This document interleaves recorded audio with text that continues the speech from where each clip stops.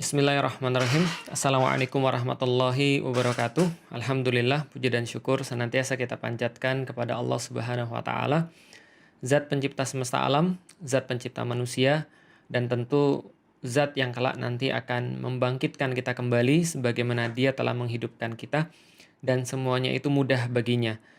Maka beruntunglah setiap jiwa yang kembali kepada Tuhannya dengan membawa amal-amal yang baik, membawa amal-amal yang diridhoi oleh Tuhannya, yang kelak akan mendapatkan balasan tanpa batas.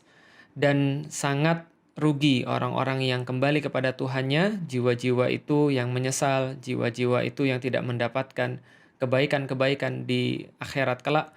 Dan kita berdoa kepada Allah, mudah-mudahan kita termasuk orang-orang yang mendapatkan balasan-balasan yang terbaik daripada Allah Subhanahu wa taala.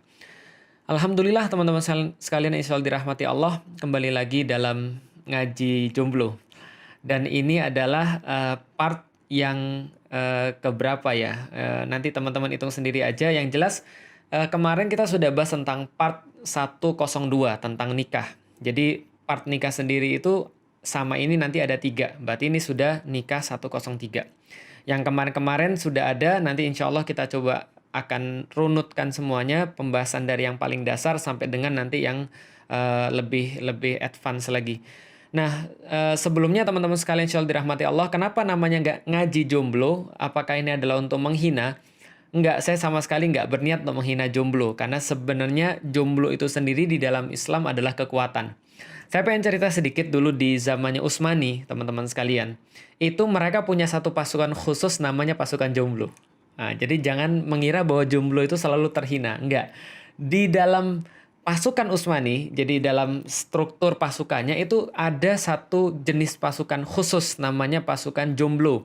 Dalam bahasa Utsmani namanya pasukan azab. Dari bahasa Arab azab. Artinya adalah ya jomblo gitu kan ya. Kenapa? Karena pasukan azab ini di masanya penaklukan Konstantinopel di masa Muhammad Al-Fatih adalah orang-orang yang sangat bersemangat. Saking bersemangatnya mereka, dalam setiap perang itu mereka senantiasa minta ditempatkan di garis depan. Artinya jomblo-jomblo ini memang luar biasa. Mereka pengennya tuh kalau perang tuh paling depan. Lah kenapa? Salah satu alasannya ya mungkin karena mereka senantiasa berpikir begini, lebih baik gue cepat mati aja. Lah kenapa? Bosan ditanyain setiap tahun, kapan kawin, kapan kawin, kapan kawin.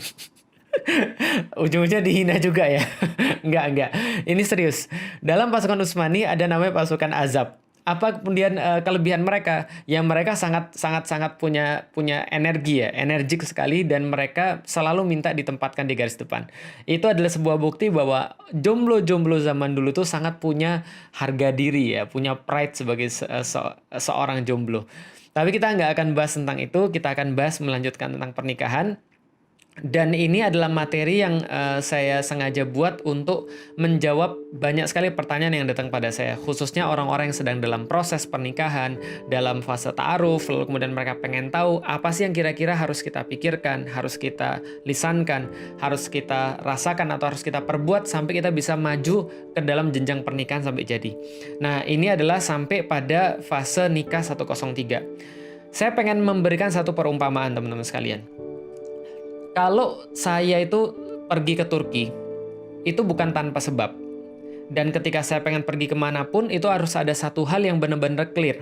Apa satu hal yang benar-benar clear itu? Hal itu adalah kenapa saya harus pergi ke sana. Jadi sebelum saya bahas tentang bagaimana caranya saya pergi ke sana, ke Turki, lalu dengan apa saya pergi ke Turki, lalu kemudian ya kapan saya pergi ke Turki, lalu sama siapa saya pergi ke Turki. Sebelum semua itu terjadi, saya harus bahas dulu kenapa saya pergi ke Turki, lalu kemudian baru bahas apa itu Turki. Jadi kenapa ini adalah menjadi satu pertanyaan yang sangat penting untuk dijawab sebelum kita maju kemana-mana. Karena kalau pertanyaan kenapa ini tidak terjawab, maka akan sangat sulit bagi kita untuk maju lagi ke dalam pertanyaan yang berikutnya atau advance ke dalam hal yang berikutnya. Maka ini menjadi sesuatu yang sangat penting. Misal, kalau kita bicara tentang Turki tadi. Kalau saya ditanya kenapa saya milih Turki dan nggak yang lain? Ada yang bilang, Ustadz, ini dong buat tur ke Andalusia dong, atau buat tur ke Eropa dong, atau buat tur ke Korea dong. Saya bilang, mungkin nggak. Kenapa? Karena pertama saya nggak ngerti tentang semua itu, saya nggak punya passion di tempat-tempat itu, dan lebih utamanya adalah saya punya alasan yang sangat kuat, sekaligus alasan ini kenapa saya memilih Turki untuk jadi tempat destinasi wisata, sekaligus kemudian menjadikan yang lain tuh tidak menjadi prioritas. Jadi ini penting sekali. Kalau kita sudah bahas dari kemarin, dari awal tentang perspektif nikah, lalu kemudian tentang mencari kayu di hutan, lalu kemudian nikah 101, nikah 102, nikah 103, it's all about why. Itu semua tentang kenapa. Kenapa kita nikah. Kenapa ini harus kita lakukan. Kenapa ini harus kita jalankan. Nah, balik lagi ke Turki. Kalau saya ditanya, kenapa kemudian saya milih Turki bukan yang lain? Maka saya bilang, Turki adalah negara muslim satu-satunya yang rasanya kayak Eropa bagi saya. Berarti kita bisa mendapatkan indahnya yang kita cari kayak di Eropa, sekaligus kita nggak pusing dengan makanan yang halal. Di saat yang sama, itu menjadi sebuah hal yang menjadikan saya tidak memprioritaskan Eropa. Ya kenapa? Ya karena makannya nggak halal. Gampangnya gitu, sulit untuk mencari makanan halal. Di Turki kemanapun saya mencari tempat sholat, saya ketemu. Saya dengerin azan, di mana itu menenangkan hati saya. Apalagi, saya nggak perlu mikir kalau makan. Dan yang paling utama adalah, karena disitulah bau-bau yang masih terasa tentang kegemilangan Islam. Peradaban Islam itu paling akhir ada di Turki, Kekhilafan Utsmani. Maka Kekhilafan Utsmani itu sangat menarik bagi saya, karena saya sangat menyenangi sejarah, karena itulah saya nggak bisa lepas daripada Turki. Itu alasan saya. Nah, dengan cara yang sama, kita juga bisa membahas kenapa kita nikah. Karena nikah ini adalah sebuah ibadah, maka sebuah ibadah yang paling penting itu adalah pertanyaan why, pertanyaan kenapa. Sebab apa? Karena kalau semua pertanyaan terjawab, tapi why nggak terjawab, maka orang tuh nggak akan punya motivasi yang kuat. Tidak akan punya sebuah kekuatan, tidak akan punya sebuah semangat untuk menjalani itu.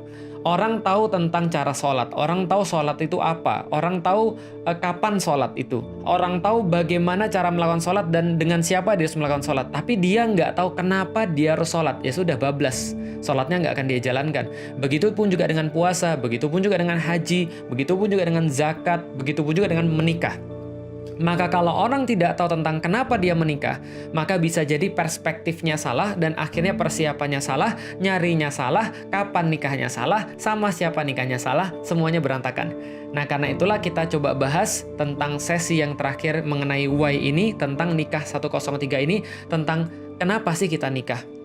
Teman-teman sekalian, dalam hidup ini kan kita sudah pasti punya tujuan. Setiap hidup manusia punya tujuan, sama.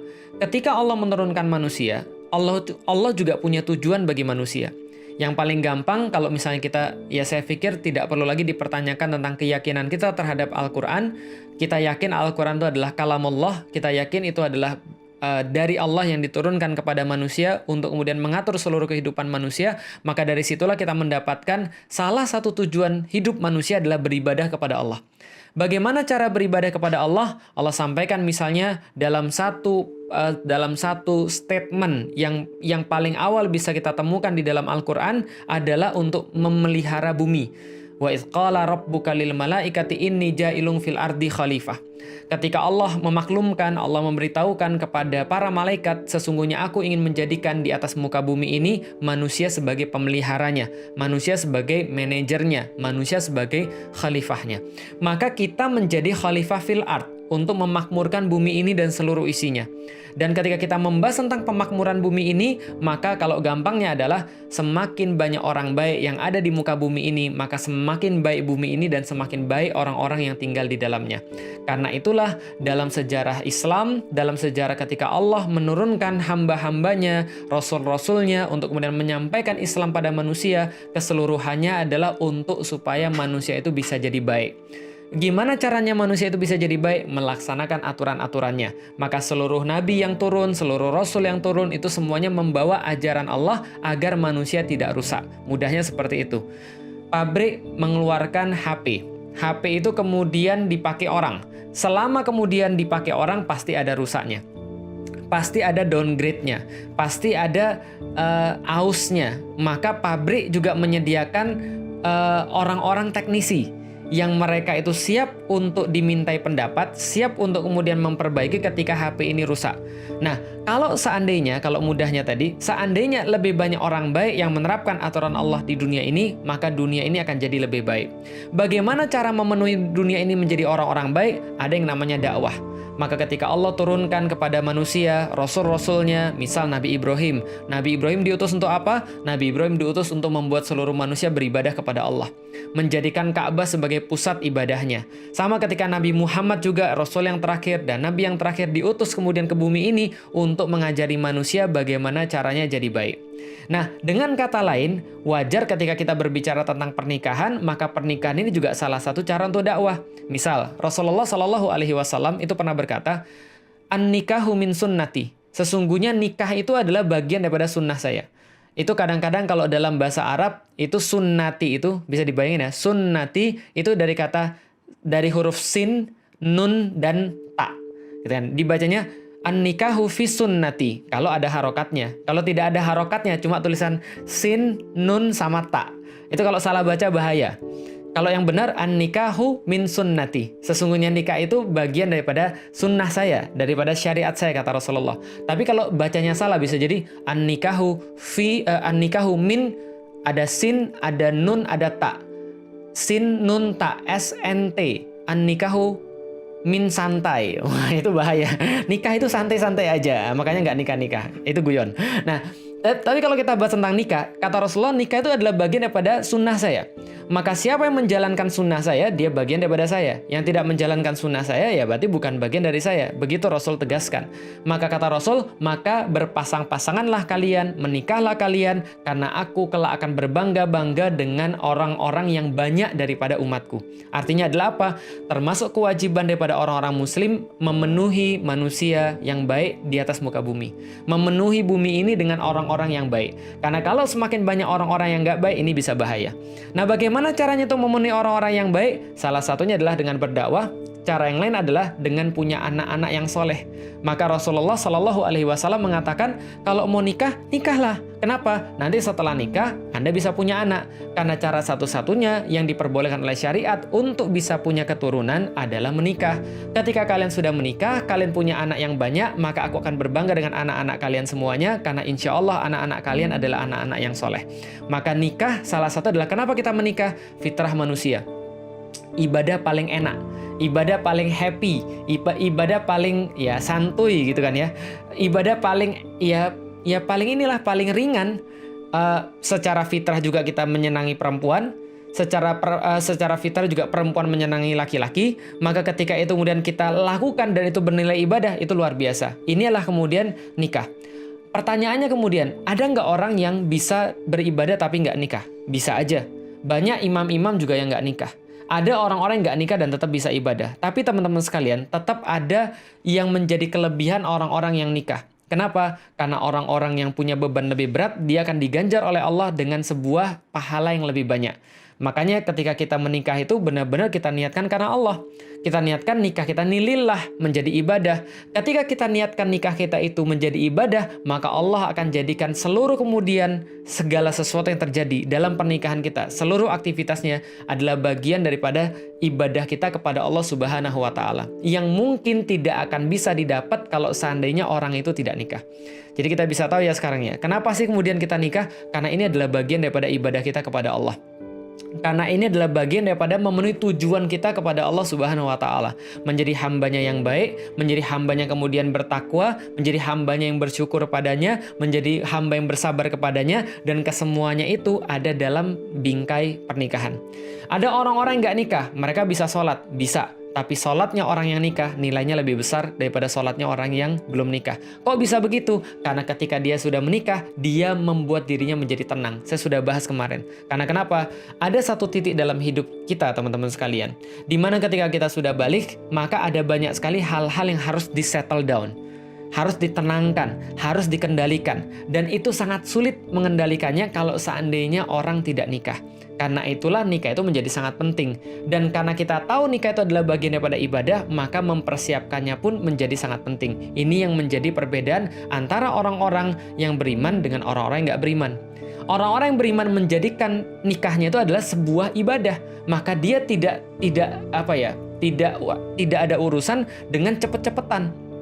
Tidak menjadikan nikah itu sebagai perlombaan. Kenapa? Nggak seperti zaman sekarang ketika ada anak muda, lantas kemudian teman-temannya sudah nikah, lantas dia kemudian merasa, kapan saya? Sehingga tujuan dia menikah itu karena dia merasa nggak enak teman-temannya sudah pada nikah.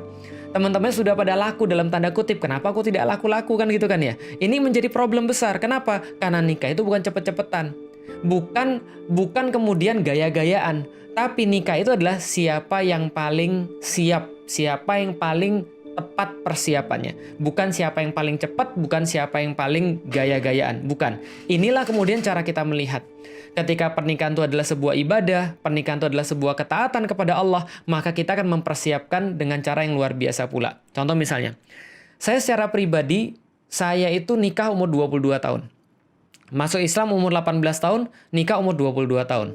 Tapi teman-teman sekalian, ada perbedaan yang sangat besar ketika saya tahu bahwa saya nikah karena Allah dengan waktu dulu ketika saya nikah bukan karena Allah. Contoh, pas masih pacaran, pengen nggak saya nikahi pacar saya? Pengen, tapi kepikirnya ya udahlah masih lama.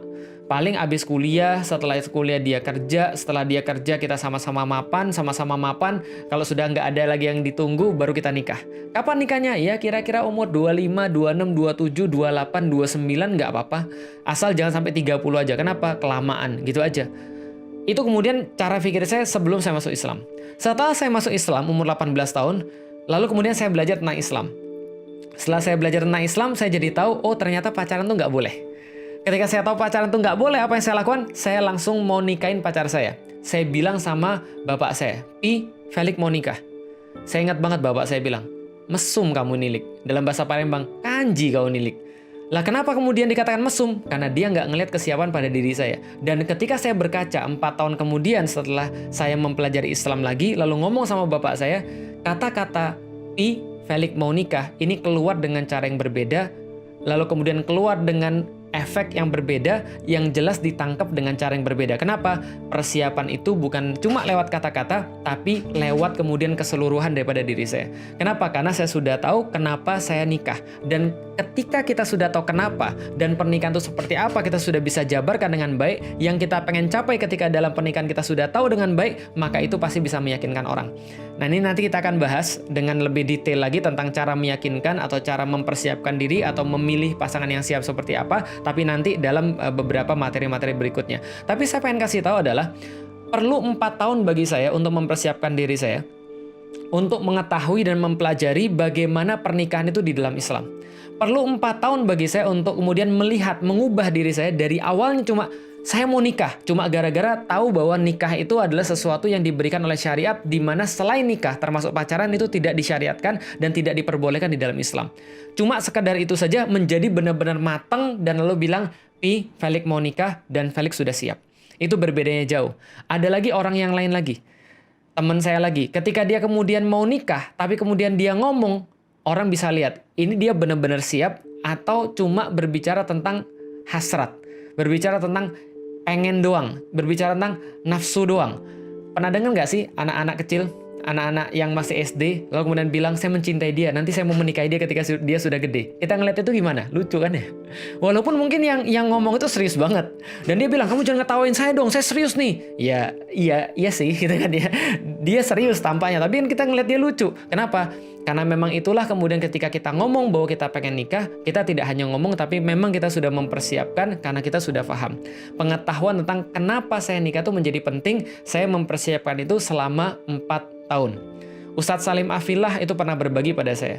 Kalau nggak salah beliau mengatakan dia nikah umur 20 tahun. 20 tahun nikah dan dia mempersiapkan juga beberapa tahun sebelumnya. Artinya, mohon maaf teman-teman sekalian, kadang-kadang ada orang yang datang pada saya lalu bilang, Ustadz, kita sudah terlanjur nih, kita sudah pacaran. Sekarang kita mau syar'i. Gimana kalau kita langsung nikah? Saya bilang gini, ya bukan nggak boleh sih. Cuman bagi saya itu tidak ideal saja. Kenapa tidak ideal? Karena seharusnya ketika seseorang tuh sudah mau untuk hijrah, untuk mau berubah, harusnya dia mempelajari Islam dulu. Karena ketika dia sudah mempelajari Islam dengan benar, mendapatkan materi-materi pernikahan dengan benar, lalu kemudian mengetahui gambaran besar pernikahan itu seperti apa, bisa jadi dia berubah. Dan ketika dia berubah, bisa jadi pandangan dia tentang bagaimana tentang seorang istri yang ideal atau seorang perempuan yang kelak nanti akan menjadi ibu daripada anak-anaknya bisa jadi berubah juga. Di depan mata saya banyak sekali orang-orang yang hijrah, ketika mereka sudah hijrah, lantas mereka merasa tidak cocok lagi dengan pasangannya. Kenapa? Karena ternyata bukan pasangannya ini yang diperlukan ketika dia sudah punya gambaran tentang Islam, tentang bagaimana kebaikan itu. Maka kebanyakan saya bilang kepada orang-orang yang hijrah dan mau nikah, saya bilang tahan dulu aja, coba belajar dulu. Kalau memang sudah kemudian cocok, lalu kemudian merasa kemudian memang ini yang kita perlukan di masa depan, perempuan ini kemudian speknya cocok dengan alasan kenapa kita nikah, lantas lanjutkan. Tapi kalau tidak, coba lihat lagi. Bisa jadi ada pertimbangan-pertimbangan yang lain. Ini bukan nakut-nakutin, tapi ini serius. Kenapa? Nikah itu adalah sebuah ibadah yang saya selalu sampaikan. Ketimbang Anda itu nggak nikah-nikah, mendingan Anda itu nggak nikah-nikah daripada Anda nikah dengan orang yang salah. Kenapa bisa begitu? Karena kalau Anda nikah dengan orang yang salah, akan sangat sulit untuk memperbaiki itu dan Anda punya luka di dalam hidup Anda. Lebih baik nggak nikah-nikah daripada Anda nikah dengan orang yang salah. Lebih baik menunda dulu nikah daripada Anda kesusu nikah lalu kemudian nikah dengan orang yang salah. Kenapa ini menjadi penting banget? Karena visi kita itu ditentukan banget dengan kenapa kita melakukan itu. Kenapa kita nikah? Itu menjadi dasar daripada pembahasan-pembahasan yang lain. Maka dari awal kita bahas sudah berapa materi, itu semua tentang kenapa nikah dan apa itu nikah. Biar gambarannya jelas. Oh, nikah itu untuk mencapai sakinah. Oh, nikah itu ada mawaddah warohmah di dalamnya. Berarti seperti apa kemudian saya harus mempersiapkan diri saya nanti? Seperti apa proses yang harus saya jalani? Seperti apa kemudian pasangan yang saya pilih? Kalau ada permasalahan, bagaimana cara menyikapinya? Semua tergantung pada semuanya itu. Maka pembahasan-pembahasan kita besok, itu tergantung pada pembahasan-pembahasan yang sekarang. Berarti kalau teman-teman nanti mau ikut tentang ngaji jomblo yang besok, selesaikan dulu kemudian pembahasan-pembahasan yang sebelum besok, gitu ya. Artinya sudah jelas banget. Nah, ini yang pengen saya bilang sama teman-teman sekalian. Dan ini kalau teman-teman sudah tahu, teman-teman boleh catat omongan saya. Kalau teman-teman sudah paham banget tentang gambaran nikah, maka teman-teman nggak akan merasa kemerungsung. Teman-teman nggak akan merasa harus terburu-buru untuk menikah. Teman-teman nggak akan merasa menggebu-gebu untuk menikah. Kenapa? Karena kita memandang menikah dengan cara yang berbeda. Kita memandang menikah sudah sebagai bagian daripada ibadah. Dan ibadah ini harus dipersiapkan sebaik-baiknya. Kenapa? Karena kalau bicara tentang ibadah, yang penting adalah prosesnya, bukan hasilnya. Nah, ini kemudian yang perlu kita bahas pada hari ini teman-teman sekalian, tentang nikah 103. Apa itu nikah 103? Tentang menyelesaikan semuanya. Bahwa kita nikah karena kita pengen menjadi bagian daripada umatnya Rasulullah Sallallahu Alaihi Wasallam. Kita nikah karena kita pengen untuk kemudian melanjutkan sunnah Nabi Sallallahu Alaihi Wasallam. Maka di dalam nikah itu nanti akan ada keturunan, dan keturunan itulah yang kelak menjadi sebuah investasi kita nanti ketika kita sudah meninggal. Hidup ini kan cuma masalah berinvestasi. Hidup ini kan cuma masalah untuk menaruh duit kita dalam investasi. Kalau dalam investasi kan menaruh duit kita di tempat yang tepat. Hidup ini juga sama. Maka coba lihat. Salah satu investasi yang paling menggiurkan, Rasul katakan ketika mati anak Adam, maka terputus amalnya kecuali 3 investasi. 1, investasinya pada ilmu yang bermanfaat yang dia bagikan. 2, investasinya pada sodakoh jariyah, sebuah sodakoh yang bisa dinikmati terus-menerus dan mengalir, seperti membangun masjid, lalu kemudian menyiapkan Al-Quran untuk dibaca para tahfiz, lalu kemudian seperti membangun satu gedung dakwah dan segala macamnya. Pokoknya bisa terus mengalir terus. Yang ketiga adalah anak yang soleh. Maka ini investasi mereka. Maka hidup ini cuma masalah investasi saja. Kalau misalnya kita nggak mau bicara Islam, oke lah. Naruto aja bicara investasi. Coba bayangkan. One Piece saja bicara investasi. Kalau yang nonton One Piece atau baca One Piece atau nonton Naruto atau baca Naruto, itu ada percakapan Asuma, gurunya Shikamaru, pada Shikamaru tentang main catur shogi, catur Jepang. Lalu dia bilang, dalam catur itu ada raja yang harus senantiasa dilindungi. Maka seluruh bidak-bidak catur itu, kalau kita main catur, itu semuanya cuma untuk melindungi raja aja. Kalau rajanya mati, yang lain mati. Kalau misalnya kudanya mati, masih bisa jalan yang lain. Kalau ratunya mati, bisa masih jalan yang lain. Kalau bentengnya mati, masih bisa jalan yang lain. Tapi kalau rajanya mati, skakmat, over. Maka kemudian Asuma tuh ngajarin sama Shikamaru. Dan siapa raja yang kita maksud itu? Yang harus kita kemudian lindungi adalah generasi ke depan. Itu investasi. Dalam One Piece juga sama. Goldie Roger itu, raja bajak laut itu, dia rela kemudian untuk mati, lalu kemudian rela untuk dipancung untuk supaya generasi baru muncul. Islam juga sama. Di dalam Islam, kitab apapun tentang dakwah itu kemudian mengatakan bahwa dakwah itu semua tentang masalah kaderisasi. Dakwah itu semua tentang masalah apa yang kita tinggalkan setelah kita tidak ada. Nah, dan itu semua tidak akan bisa dicapai kalau seandainya tidak melalui proses nikah. Dan di dalam Islam, ma la yatimul wajibu illa bihi fahuwa wajib. Apa yang tidak dapat tercapai karena sesuatu yang kurang, maka sesuatu itu menjadi wajib. Maka kalau kita tidak nikah, kita tidak bisa punya keturunan. Tidak ada pelanjut daripada dakwah. Kalau tidak ada pelanjut daripada dakwah, maka dakwah kita gagal. Maka saya tidak ditentukan dari saya ditentukan dari anak-anak saya. Saya tidak ditentukan dari diri saya sendiri, tapi saya ditentukan nanti oleh siapa yang datang setelah saya. Baik itu bisa jadi anak-anak saya, atau bisa jadi murid-murid saya, atau bisa jadi siapapun yang terinspirasi karena saya. Sama kayak antum. Antum bukan ditentukan oleh antum, tapi ditentukan oleh generasi-generasi setelah antum. Nah, bagaimana cara kita untuk bisa mendakwahi seluruh dunia ini? Nggak mungkin kalau kita nggak punya keturunan. Nggak mungkin keturunan ini maksudnya bukan hanya kita ya, tapi ya kaum muslim punya keturunan. Sebagaimana doa Nabi Ibrahim yang saya mention tadi, Rabbana wab'ats fihim rasulam minhum yatlu alaihim ayatika wa yu'allimuhumul kitaba wal hikmah wa yuzakkihim. Ya Allah, tolong kami nanti diutus daripada keturunan-keturunan kami, daripada orang-orang di sekitar Ka'bah untuk melanjutkan dakwah kami. Apa dakwah kami? Dakwahnya Nabi Ibrahim adalah yatlu alaihim ayatika, membacakan kepada mereka ayat-ayat Allah. Wa yu'allimuhumul kitaba wal hikmah, mengajari mereka dengan kitab, mengajari mereka dengan hikmah, wa yuzakkihim, dan mensucikan mereka. Karena Nabi Ibrahim tahu bahwa ini bukan sebuah tugas yang bisa diselesaikan oleh dia sendiri. Nabi Muhammad juga sama. Maka Nabi Muhammad mengkader para sahabat.